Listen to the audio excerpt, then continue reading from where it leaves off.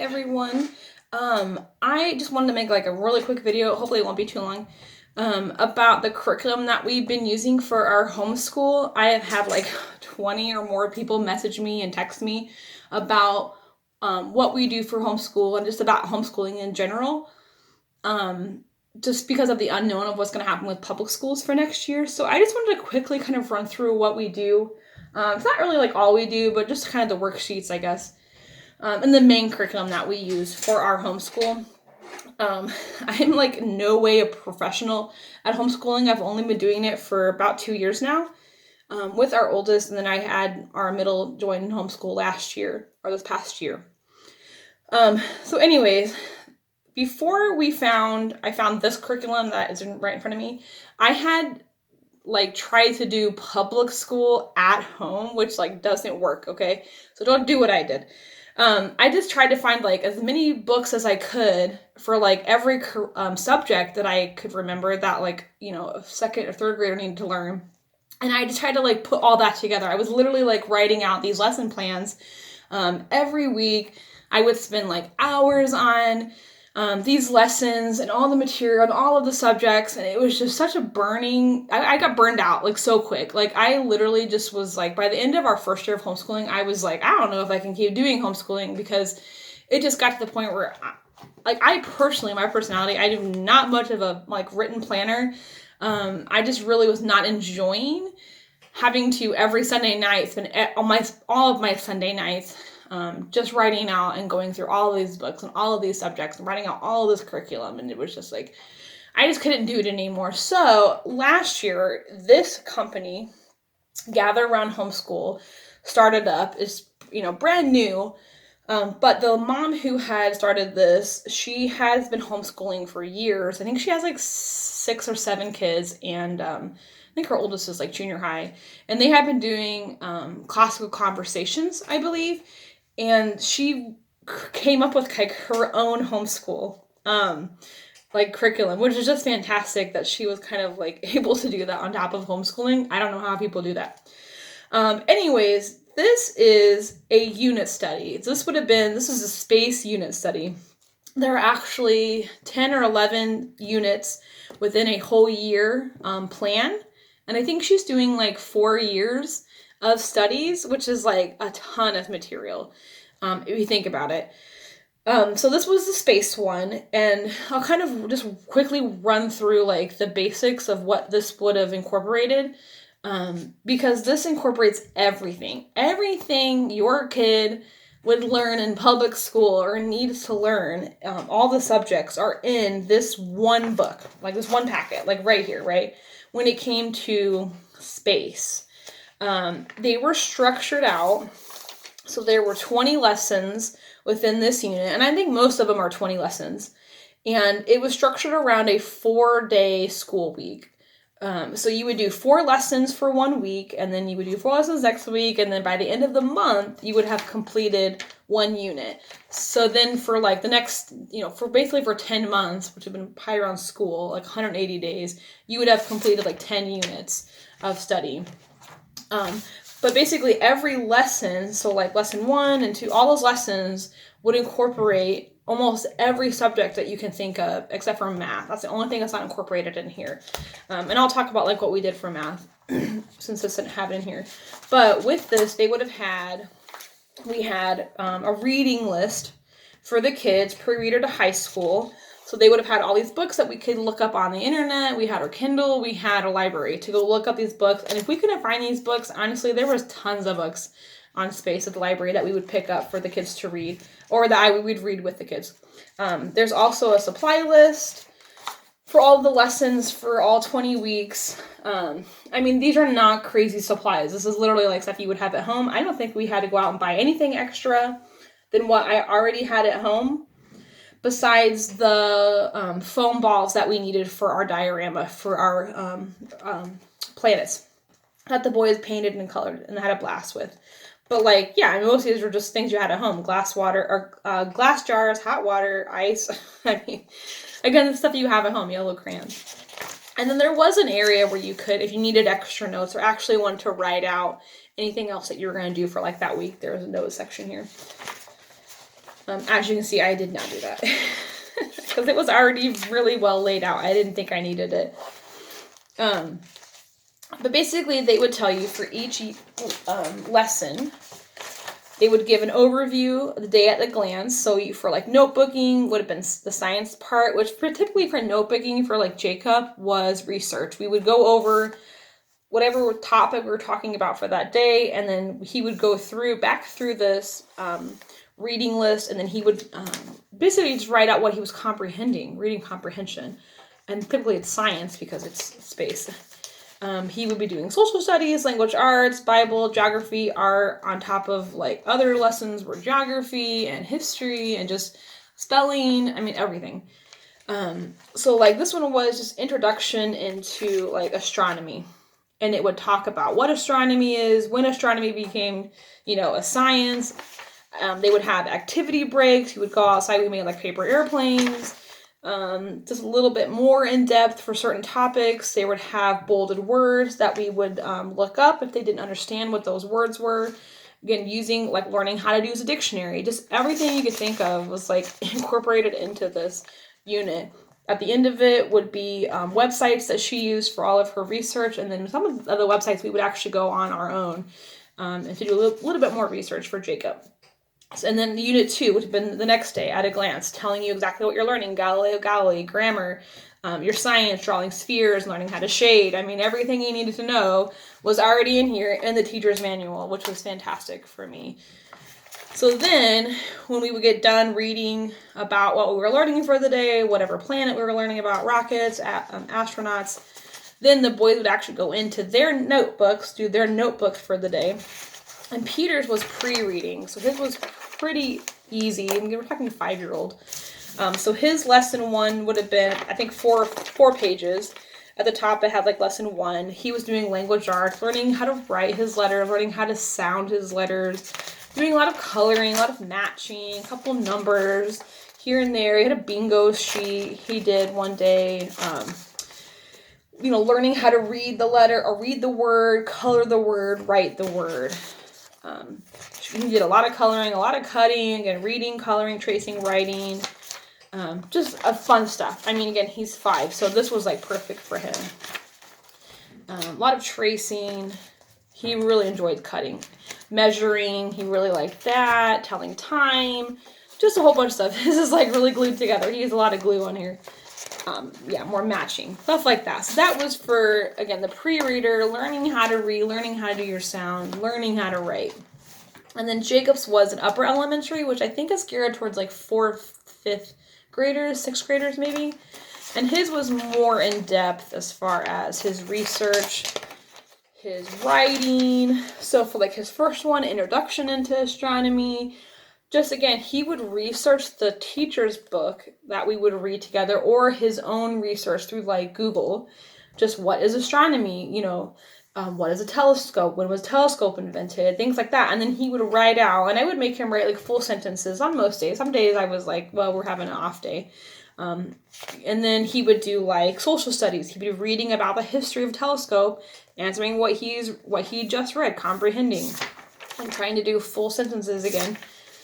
He would have a Bible verse that he would write out, practicing his cursive or writing. If they're not quite doing cursive, he would have a spelling word for that week. If you didn't want to do the Bible verse, you could easily like just not do this section and have them do their own writing or their own tracing.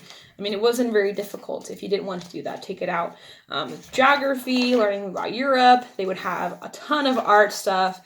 This is probably the best part of this book for me because I have no idea how to teach art. And this book just every week, every lesson would have, we're going to do tracing, we're going to learn how to draw, we're going to use watercolor, we're going to talk about shading, and just all of that stuff that honestly I wouldn't have known how to teach anyways. We did like sundials, make your own sundial. This would have been all the research part Jacob would have done. Learning for our Bible verse, writing, our spelling word, It was just everything you wanted, everything your kids needed to learn was in here. And I didn't have to do like anything, which is fantastic, except for like sit there and learn along with them. We were watching videos about the history of space travel, and I'm learning right along with them. It was just really fun. And so I'm excited to actually do this curriculum full time coming in the fall. We'll be doing 1 unit per month like you're supposed to. We ended up stretching this out for about 3 months because we would incorporate the other material that I didn't really want to like toss out because we had started it and I wasn't ready to kind of give it up yet. They do have a cursive packet for the units. Most of it's just copy work. Jacob was not a huge fan of this because he is not a fan of copy work, which I can't think most kids are. But it would have you like trace out a Bible verse and then copy work for the letters and then do sentences and stuff. But he wasn't a huge fan of this one, but we had started this one, which is handwriting without tears. And they also have keyboarding without tears, which we use on the computer. I think teaching our kids how to keyboard early is like super important nowadays. It's like everything goes on keyboarding or iPads, laptops, all that kind of stuff. So he did this is how he learned cursive was through this company. And then we did the typing through the same company, but typing without tears. And then once he was comfortable with his cursive, we moved on to books like this, which was like jokes and riddles in cursive. So he would have a joke for the day. He'd write it out in cursive and then he would tell us. He loved like this because it was like he would be doing school, but he wasn't thinking it's at school, right? He thought it was just for fun. So that was always a really fun way to kind of incorporate something that was probably not fun for me when I was little. I'd be like, I don't want to do any writing, but that's a fun way to do it. When you do like jokes, make it fun for the kids. This is also another really great book that we would use. It was called the Q&A book. And it's basically asking your kids one question a day for 3 years. So Jacob would turn to whatever page. We don't do school in July too often. So he would turn to whatever day it was, and then he would fill in the date, and then he would write his answer to the question. So like this question is like, how do you feel when you see a spider? I already know what Jacob would put right there, but he would write down his answer, and he'd write down his answer next year at the same day, and then the next year on the same day. And then after he's completed 3 whole years, he'll have a whole book of, questions that he would have been asked for 3 years of his life, and then he can look back onto it later. I'm hoping he does this book. We'll give him another book once he's completed this one. He'll get another book, and hopefully he'll do them like continuously and just kind of journal, starting a journal, working on his grammar and language arts, that kind of stuff, writing sentences. Yeah, we're hoping to get Peter one too, probably next year. I'm not sure his writing is like quite that good for that book yet. What we did for math for Jacob and Peter was different because they are both very different in their learning style. Jacob learns extremely quick. He really is, he can pretty much look at, like he can read something or even listen to something and then learn it like within minutes, which is like, for me, like, I don't even know how that happens because I'm very much a visual learner like Peter. But for Jacob, we did for math, for 4th grade, we did Life Pack, which for him is just kind of, I think, basic worksheets. It would give you a little tutorial on like kind of what you're doing for that day. It would kind of write out an example, and then it would let you, work on your own. And at the end of that week, it would give you a self-test. At the end of the entire unit, you would have a unit test to make sure you understood what you learned for the entire unit. And there were 2 versions of this in case it like failed the first one. I'm not sure Jacob ever like did not get an A+ on any of his tests. But this worked for Jacob because he could easily read, do the example problems, and then he'd be on his own. He'd be just fine, typically. There was a few areas I think he needed like extra work, but again, that would be easy enough to do. But that worked for him. The only downside I think for this as like a teacher's aspect is that the teacher's guide is not really a guide. It's just like a teacher's answer booklet. There's no actual guide on how to actually teach what the child is learning. For these units, which for me wasn't as helpful. Like would have been more helpful if I would have had that because I know how to do division. I don't know how to teach division. That's the challenging part of being like a homeschool mom. But for Peter, I just picked up this book at, there's a homeschool or education store in Fort Wayne, and I just picked up, it says Math Made Easy, and this was just basic worksheets. This was nothing like complicated or crazy, just different kind of worksheets for different kind of subjects in math that we would just take one or 2 a day And then instead of just having him do the worksheet and just forgetting about it, I would actually have him like have something. So like on this page, I remember we actually had goldfish. So he would actually take the goldfish, lay them out, and count them and like eat them. We had like little, blueberries, things like that, Legos. He's very much a visual, hands-on learner. So I have, especially math, I have to make it fun. Where this one, we actually had actual dice that he rolled. He ended up making his own, just things like that. For Peter, it has to be fun. It has to be hands-on, or he won't want to do it, in all honesty. And I don't think school in general should be, school should be fun. It shouldn't be boring. It shouldn't be, hard and complicated, a worksheet after worksheet after worksheet. We also typically do school. Jacob will do school for a couple hours a day, but he is a self-starter, so he will literally get up, eat breakfast, and then like he'll start on his computer programming, which was through Khan Academy. He does that all on his own. He would literally just like come down to our schoolroom and just start his own reading. He's very much a self-starter. Peter, no way. I had to literally prep him an hour ahead of time and say, we're going to do school in an hour. We're going to do school in a half hour. We're going to do school in 10 minutes. Just to get him started in the mindset of like, you need to calm down. We're doing school. And then he would do like a worksheet, and then he would go off and have like a 10-minute break. And he'd come back. We'll do another subject, 10-minute break kind of a thing. He does not sit down and want to do school very well. Which, again, that's fine. He's 5, so I wasn't expecting him to want to sit down for hours. Peter probably does a half hour to 45 minutes of school total once I get him to actually do all of his work. This is also another really cool program for language arts that I found, that I picked up, that at first we had started before we did the Gather Around curriculum. And I found this because Jacob was really getting bored with language arts when it came to worksheets. We would just have a worksheet for nouns or adjectives or pronouns or whatever we were working on.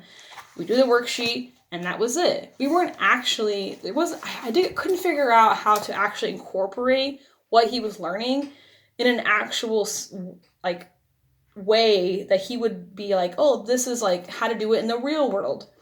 Except for this book actually did that for him. Instead of just saying, okay, this is what a pronoun is. Here's some examples of pronouns, writing out and then be done with it. Every week for the entire school, I think it's like 33 weeks, he would learn a new grammatical like concept and then incorporate that for sentences through this entire book, which was called The Nose Tree. And each sentence, he would have to write out what is a noun, what is an article, what is a pronoun, what is a which who clause, what is, the proper there, the proper to. He'd have to actually get his dictionary out and find this word, define it for me. If he had to indent the paragraph, if the first letter had to be capitalized, if there was a punctuation, what one was it?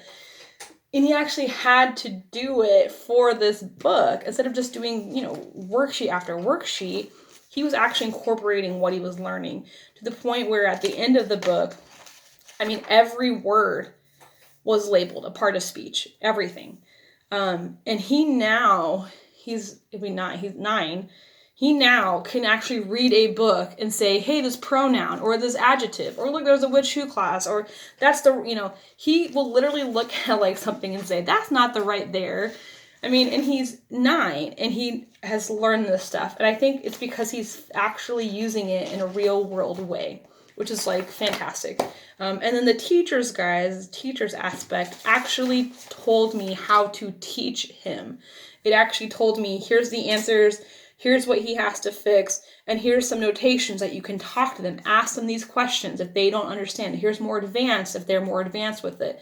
So it actually told you how to teach, which again is phenomenal because I'm not a teacher. I don't know how to teach grammar, right? I was taught grammar. And then at the end, when he would finish his sentences for that day, he would actually write them out in his book. So now his whole book will have correctly the entire story of the Nose Tree, which, again, he just really enjoyed that. I think that's it as far as, most of our curriculum. Jacob's moving more towards everything is online, or on my computer. So he's going to be doing his next unit studies, which would be Asia, I think. Our next unit study, he'll actually be doing that on my computer. He's going to be doing like Khan Academy for math, since they'll actually have videos and actual proper instructors, because he's getting into the math that honestly I barely remember how to do, let alone teach. So he's doing like Khan Academy for math and Khan Academy for his computer programming, which is probably his most favorite subject ever. He loves computer programming, but it's just nice with homeschool, he's able to do that. He wouldn't have been able to do something like that in public school. So I'm glad he has that opportunity through homeschooling to do that. Okay, so if you have any other questions, like if I didn't cover everything or I missed something and there's something else you want me to kind of discuss with you about, feel free to text me, message me, or yeah, comment on this video, I guess. And I hope this was really helpful. All right, bye everybody.